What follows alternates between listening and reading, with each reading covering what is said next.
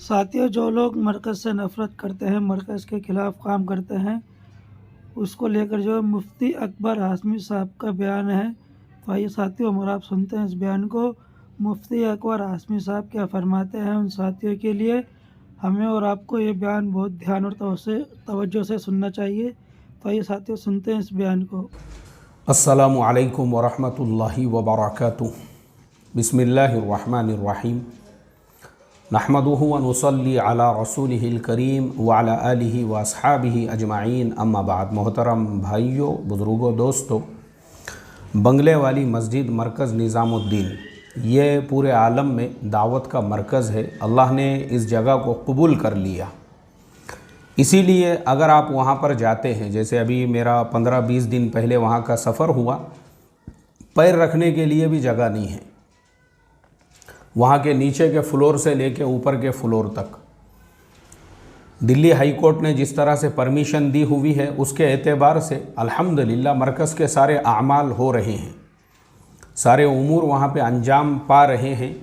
बड़ी खुशी हुई देखकर। बैरून जाने वाले मस्तूरात में हर जो खित्ता है पूरी तरह से भरा हुआ है। हयातुस सहाबा की तालीम में पूरी मस्जिद के बाहर का सहन और बैरून वाले जहाँ पे खाना खाते थे वहाँ तक लोग बैठे हुए हैं।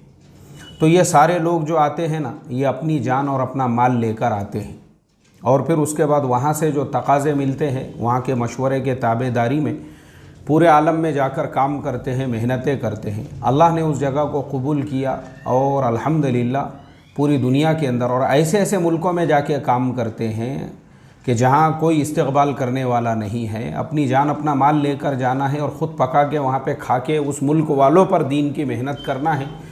दुनिया में यह वाहिद मेहनत है जो अपना जान अपना माल लगाकर इस तरह से पूरे आलम में काम कर रही है। अल्लाह हमारे तबलीग के इन दीवानों की मेहनतों को बेइंतहा कबूल फ़रमाएँ और पूरे आलम में हिदायत का ज़रिया बनाए।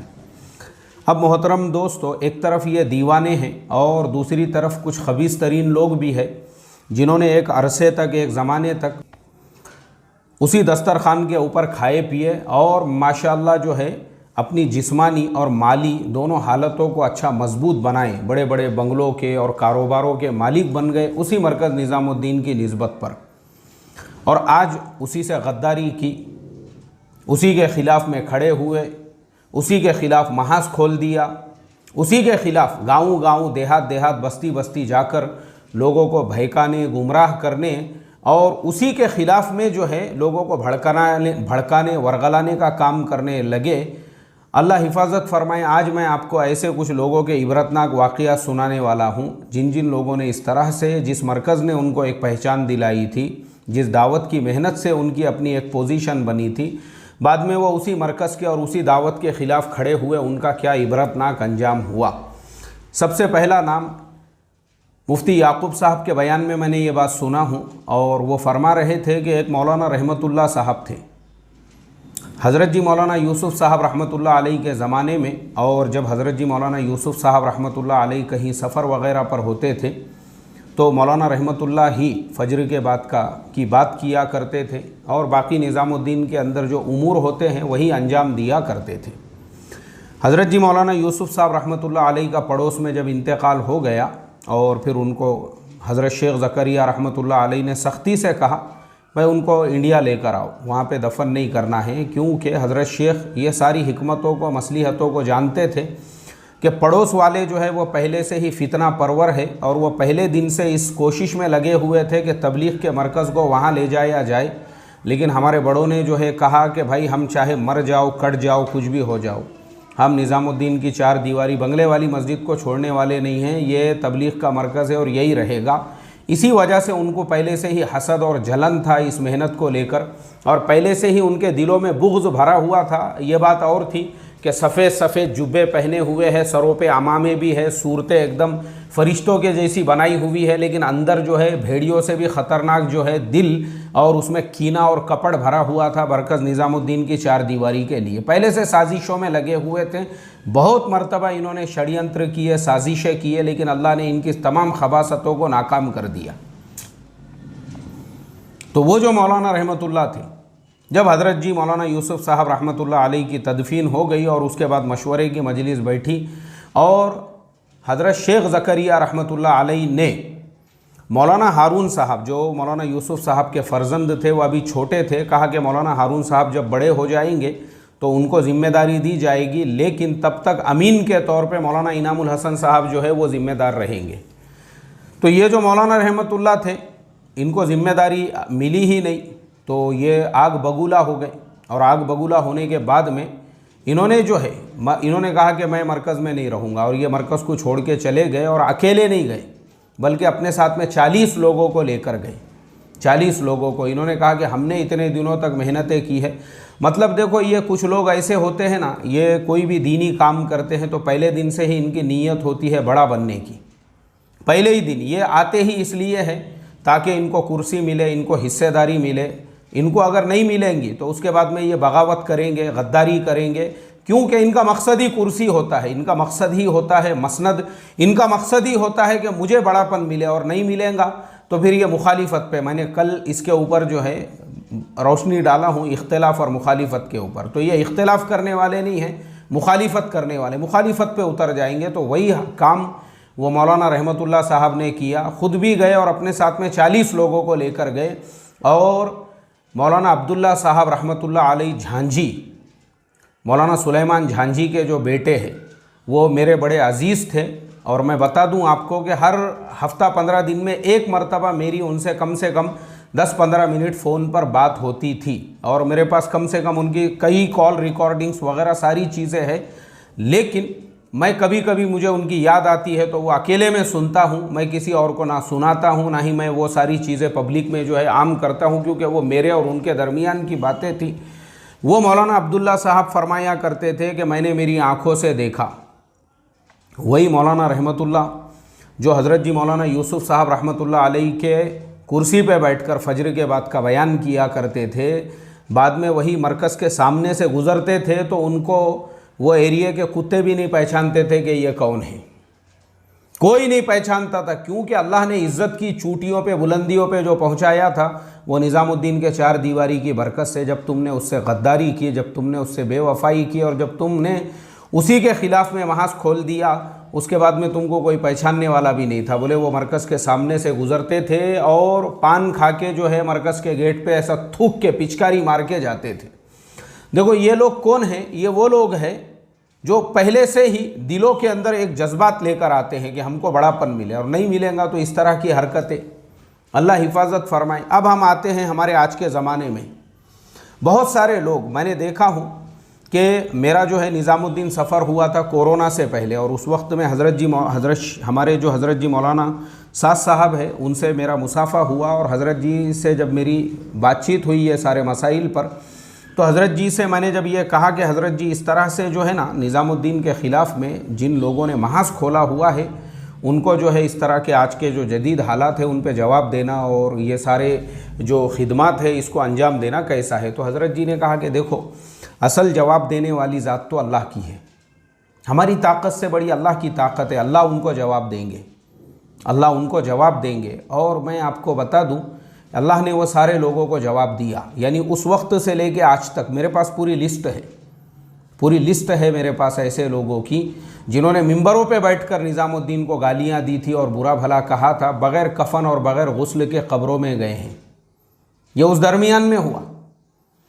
जिन्होंने अपनी मसनदों पे बैठकर हज़रत जी मौलाना साद साहब को और मरकज़ के बारे में बुरा भला कहा था, बग़ैर जनाजे के कांधे पे यानी एम्बुलेंस में ले जाके उनको कब्रस्तानों में छोड़ना पड़ा, गुस्ल और कफन भी उनको नसीब नहीं हुए। पूरी लिस्ट है ऐसे लोगों की, छोड़ा नहीं अल्लाह ताला ने। जो हज़रत जी ने कहा था ना, हमारी ताकत से बड़ी अल्लाह की ताकत है। वाकई में भी मोहतरम दोस्तों, जो लोग मरकज़ के ख़िलाफ़ उस ज़माने में बकवास किया करते थे, अल्लाह ने सारों के मुँह बंद कर दिया। आज कई लोग हैं ऐसे, आपको अगर आप देखेंगे, और मैं नाम लेकर बताऊँगा आपको, जैसे मौलाना तारिक जमील साहब की भी उस लाइन के अंदर एक मिसाल है। ये मौलाना तारिक जमील साहब वो थे, आप इनके पुराने बयानात में सुनोगे तो आपको पता चलेगा। वो ख़ुद बोलते हैं उसके अंदर बोले मैंने 7 बर्रे आज़म का सफ़र किया और मैंने दुनिया के 150 मुल्कों से ज़्यादा जो आपने सफ़र किए ना, वो मरकज़ निज़ामुद्दीन की 4 दीवारी का तुफ़ैल था जो अल्लाह ने आपको 7 बर्रे आज़म और पूरी दुनिया में सफ़र कराया। आज उनका हाल ये है, अभी वो हज के सफ़र पे थे और मुझे मक्कतुल मुकर्रमा से एक साहब का मुझे जो है फ़ोन आया। उन्होंने मुझे उन्होंने सुनाए कि एक ज़माना वो हुआ करता था जब वो मरकज़ से जुड़े हुए थे, वो हज को आ रहे हैं तो उनकी खाली आमद की ख़बर सुनकर अलग अलग जगह पर जो है उनकी मजलिसें तय हो जाती थी और मुसाफ़े के लिए और मुलाकात के लिए एक तांता बंधा हुआ होता था। बोले आज हालत उनकी ये थी, मैंने ख़ुद उनको देखा हूँ, वो रास्ते से गुज़र रहे हैं, हरम में जा रहे हैं, आ रहे हैं, कोई उनके चेहरे को देखने के लिए और मुसाफ़ा करने के लिए तैयार नहीं है। मजलिस लेना तो बहुत दूर की बात, खुद उनके अपने होटल में जाके बैठकर उनसे जो है इस्तिफ़सार करने के लिए और वहाँ पे उनसे इस्तेफ़ादे के लिए कोई तैयार नहीं है। जो उन्होंने शेर में कहा है ना, जो हज़रत जी को उन्होंने कहा था, बोले फ़र्द कायम रब्ते मिल्लत से है तन्हा कुछ नहीं, मौज है दरिया में और बैरून दरिया कुछ नहीं। ये शेर आज उन्हीं के ऊपर 100% सादिक़ आता है। वो मौलाना तारिक जमील साहब जब वो इस दरिया के साथ में मिले हुए थे, जो दावत व तबलीग का दरिया है और मरकज़ निज़ामुद्दीन का जो दरिया है, इस दरिया के साथ में जब थे ना तो पूरी दुनिया इनके साथ में थी और जब अलग हो गए तो वही उनके ऊपर ये मिसाल कायम हो रही है। फ़र्द कायम रब्ते मिल्लत से है तन्हा कुछ नहीं। रब्ते मिल्लत से आपका वजूद था, रब्ते दावत से आपका वजूद था। अब जब आप खाली अकेले हो गए, कोई पूछने को तैयार नहीं है, कोई वहाँ पे जो है पहचानने को तैयार नहीं है। और अगर आप आज भी आप देखोगे, उस वक्त से लेके आज तक उनके जो बयानात आते हैं वो खुद ही रिकॉर्ड करते हैं अपने घर के ऊपर और वही चीज़ें जो है चैनल के उनके अपने चैनल के ऊपर जो है अपलोड होती है। तो मोहतरम दोस्तों, ये इबरत है, इबरत हमारे लिए, ये नसीहत है हमारे लिए। और सिर्फ़ मरकज़ का मामला नहीं, बल्कि जिस गिरोह को उन्होंने अपने साथ में लिया था या जिनको जो गिरोह इनके साथ में था, उनके साथ में भी जो है ना, उनके आपस में भी ऐसे लड़ाई झगड़े मारा मारी चालू है एक दूसरे के ख़िलाफ़ में। सबके दिल टूटे और फटे हुए हैं, क्योंकि वहाँ पे भी इन्होंने अपनी वो जो बागियों की भी शूरा बनाए, उसके अंदर जो है इन्होंने जो सोचे थे कि मुझे ज़िम्मेदार बनाया जाएगा, ज़िम्मेदार तो दूर की बात है, उन्होंने इनको मशवरे में भी अपने साथ में लेना गवारा नहीं किया। अल्लाह हिफाजत फरमाए भाई, अल्लाह हिफाजत फरमाए। और इस तरह से अल्लाह ताला जो है ना हम तमाम को इबरत हासिल करने वाला बनाए कि एक ऐसी मेहनत जो हक़ की मेहनत है, हक़ की मेहनत है, उस मेहनत के साथ में तुम अगर ऐसा सुलूक करोगे, देखो अल्लाह ताला तुम्हारे साथ में वैसा सुलूक करेगा। ये इबरत है हमारे लिए। अब उनके अलावा और दूसरे लोगों पर जब आते हैं, अब इसी फहरिस्त के अंदर दूसरा नाम आता है, एक हकीम तांडवी है। आपने सुने होंगे ये जनाब को लोगों को फ़ोन करने की, फ़ोन को वायरल करने की और हज़रत जी की ग़ीबतें करने की फ़ोन के ऊपर। बेचारे को बुढ़ापे के अंदर एक जो है ना, उसको ये मर्ज़ ख़बीस लग गया हुआ है। अब ये बूढ़ा जो है, मैंने इसके बारे में जब तहक़ीक़ात किया, मैं बोला भाई इसकी हज़रत जी से क्या दुश्मनी है। बोले भाई देखो, ये निज़ामुद्दीन में ही पड़ा रहता था, क्योंकि निज़ामुद्दीन में ऐसे आपको बहुत सारे तुफ़ैली मिलेंगे जो पड़े हुए रहते हैं वहाँ पे, वहीं के दस्तरखान पे खा रहे हैं और वहीं पे जो है, उन्हीं में से ये भी एक था। इसकी पूरी ज़िंदगी वहाँ के दस्तरखान पे खाते हुए गुज़र गई और हज़रत जी मौलाना साद साहब ने किसी बात पर इसको टोका।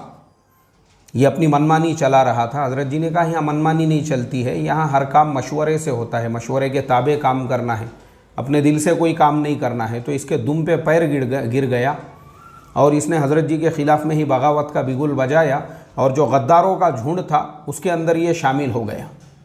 और उनमें शामिल होने के बाद हज़रत जी के ख़िलाफ़ में ही जो है आज लोगों को फ़ोन करना है, उन्हीं के ख़िलाफ़ में बयानबाजी करना है, उन्हीं के ख़िलाफ़ में बातें करना है।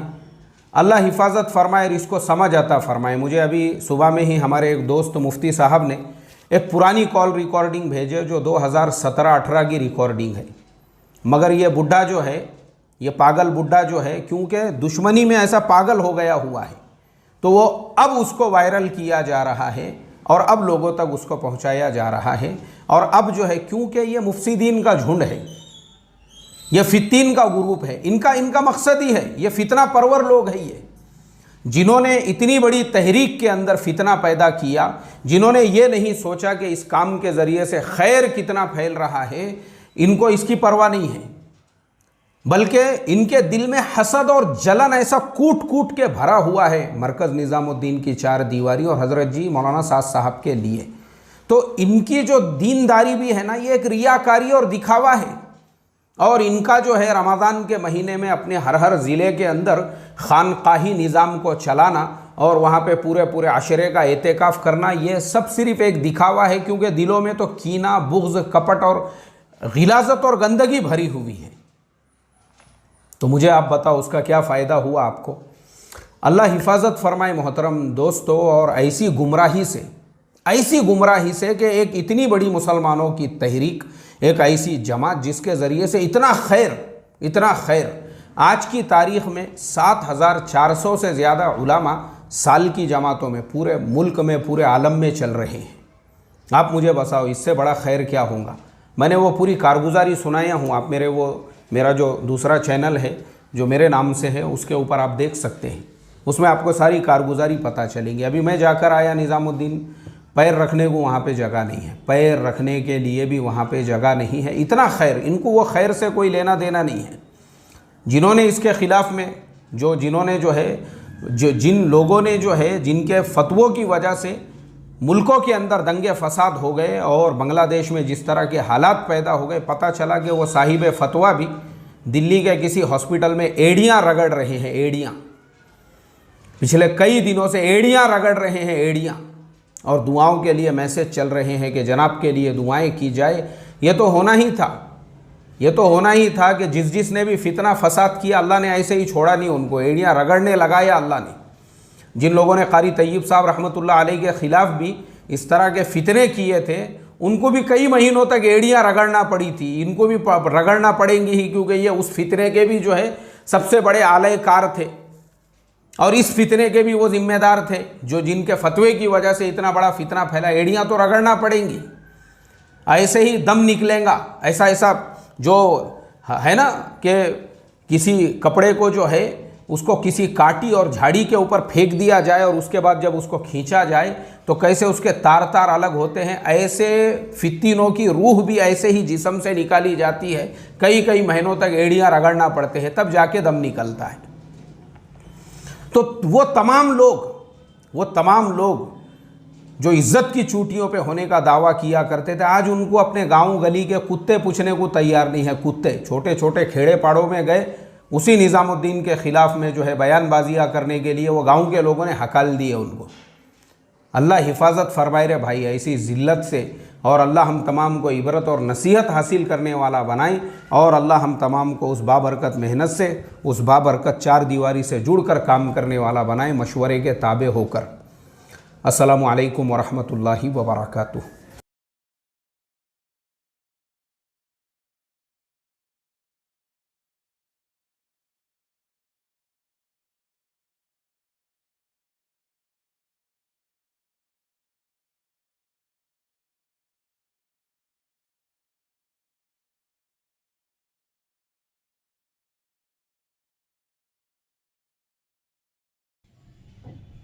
तो साथियों, इस वीडियो के मुतालिक आपकी जो भी राय हो, आप अपनी राय हमारे साथ ज़रूर शेयर करें। तो फिर मिलेंगे हम आपको और कोई नए बयान और कोई नई अपडेट लेकर मरकज़ निज़ामुद्दीन बंगले वाली मस्जिद की। अब आप लोग हमें दें इजाज़त। अस्सलामु अलैकुम व रहमतुल्लाहि व बरकातुहू।